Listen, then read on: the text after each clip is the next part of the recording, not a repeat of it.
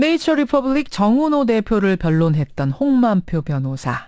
잠시 후 10시 피의자 신분으로 검찰에 소환됩니다. 2011년 검찰을 떠나면서 홍 변호사가 신고한 재산은 13억 원이었습니다. 그런데 5년이 지난 지금 홍 변호사의 가족과 홍 변호사가 만든 그 부동산 회사는요. 오피스텔만 123채를 보유하고 있고요. 100억짜리 건물도 있습니다. 재산이 많은 것 자체가 문제는 아니죠. 문제는 이렇게 재산을 불릴 수 있었던 데는 다른 이유가 존재하는 게 아니냐. 바로 이 부분을 캐내는 게 검찰의 몫입니다. 우리가 지금까지 전관예우, 전관비리 이런 얘기를 했는데 아예 매범노라는 표현을 들고 나온 분이 계세요. 대한변호사협회 강신업 공보이사 만나보겠습니다. 검찰은 뭘 캐내야 하는지, 우린 어딜 지켜봐야 하는지 짚어보죠. 공보이사님 안녕하세요. 네, 안녕하십니까. 매범노라는 표현 쓰셨어요? 네네. 제가 매국노는 들어봤어도 매범노는 처음 듣네요. 네. 뭡니까? 결국 국가 공권력을 팔아서 자기 배를 불린 사람이죠.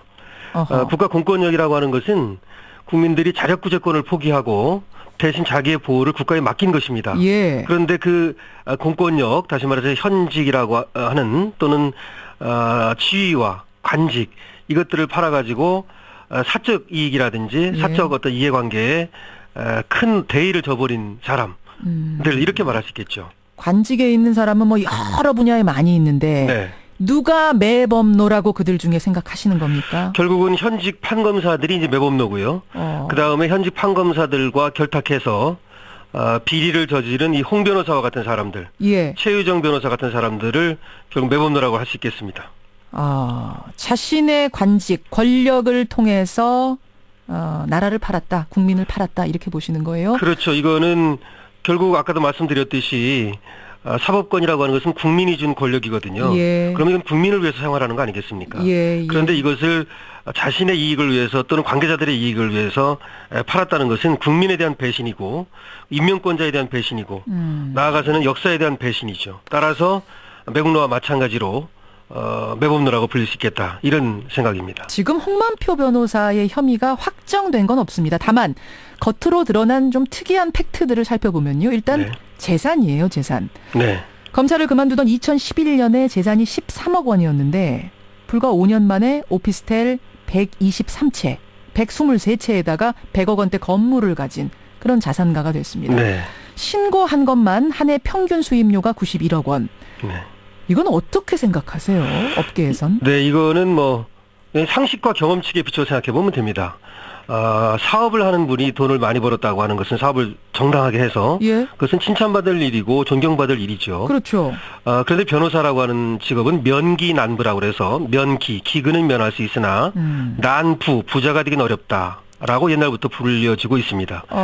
왜 그러냐면 변호사라고 하는 직업은 기본적으로 인권 옹호와 사회 정의 실현을 해야 될 막중한 임무가 있기 때문에 예. 상인과 많이 다릅니다.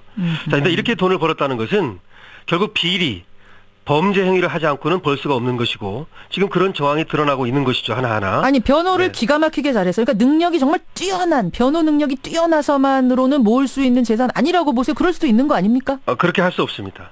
지금 이분이 한 걸 보면은 예.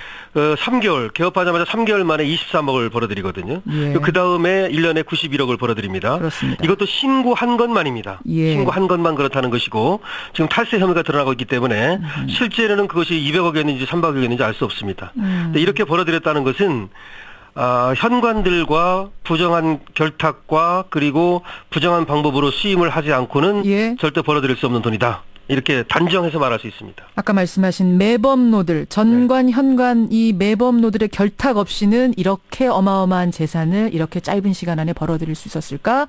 변호사들은 100이면 100 다 아니라고 하세요? 네, 그렇습니다. 이거는 있을 수가 없는 일입니다. 있을 수가 없는 일 정도. 네. 자, 그러면 구체적으로 어떤 부분을 의심하십니까? 말하자면 이 정도 재산을 모으려면 어떤 수법들이 가능했겠다라고 변호사들은 의심하세요? 첫 번째는 그 수임 과정에 비리가 있어야 됩니다. 수임 과정을 과정? 어떻게 하느냐면 예. 지금 홍만표 변호사의 사무장이 전직 검찰 출신입니다. 이와 같이 전직 검찰 출신을 데려다 놓고 예. 현직 그 검찰에서 사건을 밀어주기를 합니다. 그러니까 큰 사건이 있으면 이 사건을 밀어줘서 예. 검찰로부터 오히려 사건을 수임받습니다. 또 하나 첫 번째 이거고요. 두 번째는 지금 이민희 씨와 같은 이 브로커를 동원해 가지고 예. 사회에서 큰 사건이 되는, 다시 말해서 기업 회장이라든지 지금 뭐 솔로몬 저축은행이라든지 지금 여러 군데 나오지 않습니까? 동양그룹 회장, 예. 이규태 일광공영 회장, 강덕수 전 STX 회장 등등등등의 정말 거물급 이 비리 범법자들을 싹쓸이 했단 말이죠. 예. 이와 같이 브로커를 동원해서 이런 사건을 싹쓸이하고 예. 또 검찰에서 밀어주고 이렇게 해서 수임 비리가 있어야 됩니다. 첫 번째. 일단은 큰 것들, 굵직굵직한 것들을 검찰이 밀어줘서 수임을 받는다. 예, 밀어주는 것도 있고 브로커를 동원해서 하는 것도 물어오는 것도 예, 있고. 두 가지죠. 예. 그다음에 이건 수임 비리고 두 번째는 그 사건의 처리상의 비리가 있어야 됩니다. 처리 과정에서. 예, 처리가 잘 돼야만 성공 보수를 받지 않습니까? 그렇죠. 그리고 소문이 나가지고 더 많은 사건이 오게 되죠. 오겠죠. 따라서 사건 청탁을 하고 로비를 하게 됩니다. 이 과정에서 이제 현관들과의 결탁이 있게 되는 것이고 이제 자기들 선배라는 이유로 또 뭐 사적 어떤 이해관계가 있다는 이유로 예. 봐주는 겁니다. 이것이 바로 정은호가 300억의 그 도박을 하고서도 무혐의로 빠져나올 수 있었던 이유죠. 그 과정에서 네. 그럼 뭐 전화 한 통화로도 변론을 한다. 뭐 몰래 변론, 전화 변론 이런 얘기 나오던데 그건 뭡니까? 그거는 이제 자기가 선임계를 내지 않고 예. 원래가 사건을 수임하면 선임계를 내게 돼 있습니다. 예. 이걸 내지 않고 전화로 뒤에서 몰래 변론을 해가지고 1억이고 2억이고 이렇게 받아들이는 것이죠. 그리고 이거는 완전히 탈세가 되고요. 완전히 탈세. 예, 그래서 사건 수임계를 내지 않고 하는 변론을 말하고 이것은 불법 변론입니다. 물론 탈세로 이어지게 되죠. 그렇군요. 두 번째가 이제 로비 청탁. 또 세 번째도 있습니까? 뭐 마찬가지로 결국은 그렇게 해서 벌어들인 돈을 나눠 갖는 것이죠. 결과적으로 또 그렇게 했다 하더라도 이익을 주지 않으면 그것이 끊어지게 되니까 예. 결국 어떤 형식으로든 간에 브로커와 나누고 그다음에 현직들과 나누고 이런 과정에서 계속해서 관계를 유지해 가면서 그 범위를 확대해 가고 예. 이 범죄를 양산해 가는 것이죠. 계속해서요. 네.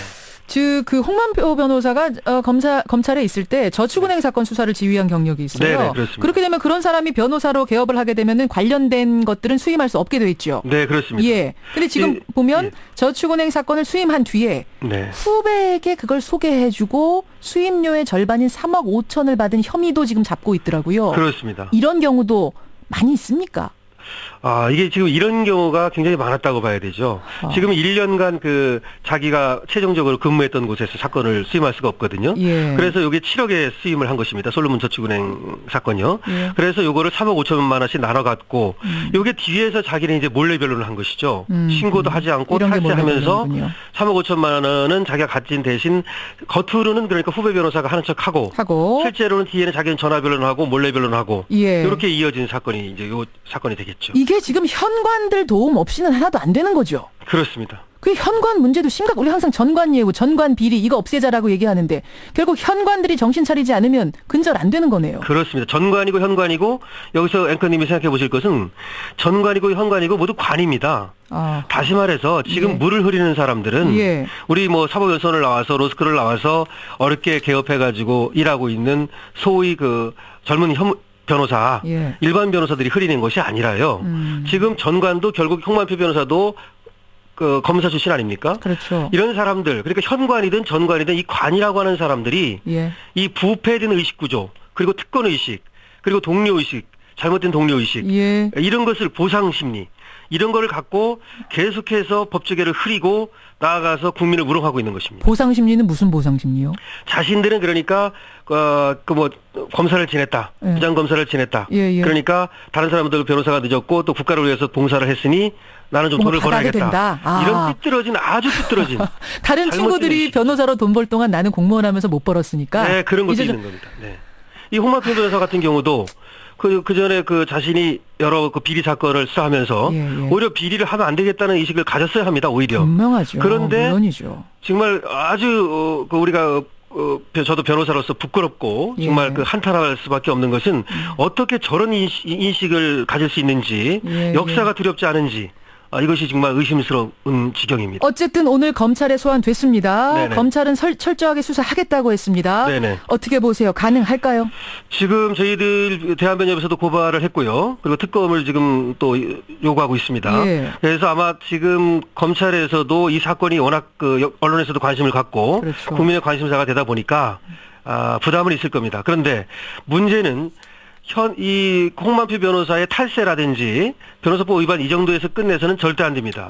이 돈이 넘어갔는지 예. 금융거래 내역을 조사하고 예. 통화 내역을 조사해서 현관들과 어떻게 연결이 돼 있는지 예. 이것들을 철저히 파헤쳐서 그 남김없이 뿌리를 도려내야 됩니다. 근데 그렇지 않다면 예. 바로 이제 그 국민들이 나서야 되고 저희 대한변협도 특검을 다시 요구하고 나설 것입니다. 여기까지 말씀 듣죠. 네. 고맙습니다. 네, 고맙습니다. 예, 대한변협 강신업 공보이사였습니다.